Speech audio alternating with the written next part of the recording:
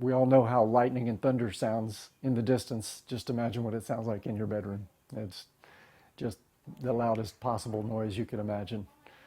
It was probably 20 feet away from us. And it just went on and on. It was probably 15 seconds of banging and flashing and lights, kind of lightning flashing on and off, and just loud, loud noise. And then Trey comes out of his room and he's like, guys, my room exploded. And I woke up to hear myself screaming.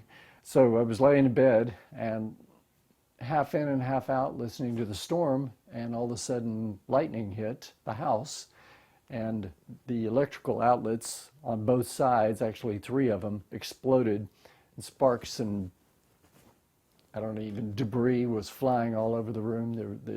The sheetrock came off and was blowing across, and so I jumped up, and the power's out now, and I realized that there's embers, I don't know, molten metal around, and so I'm putting out the embers in the dark, and then I went next door to check on my house guests, and then we walk into the living room and realize that the living room is flooding. So we're dealing with that, and I come back in here, and the carpet is caught on fire. So we put the carpet out, and we go back to the living room. We're dealing with the flooding again. And we all put on shoes to insulate ourselves in case there was lightning again.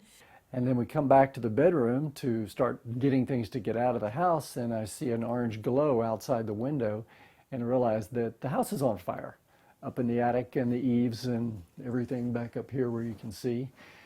And so we couldn't find our phones because it's dark. And finally we found the phones and called the fire department. They said it'll be a little while. There had been several calls, and I said, well, the house is on fire, so do what you can. And they showed up, and 15 guys came in and put the fire out. Got to move out. The house has got to be completely gutted, and they've got to reconstruct it. So got to find a place to live and start over again. Got a pretty good circuit of family and friends in Austin, so I'll find something.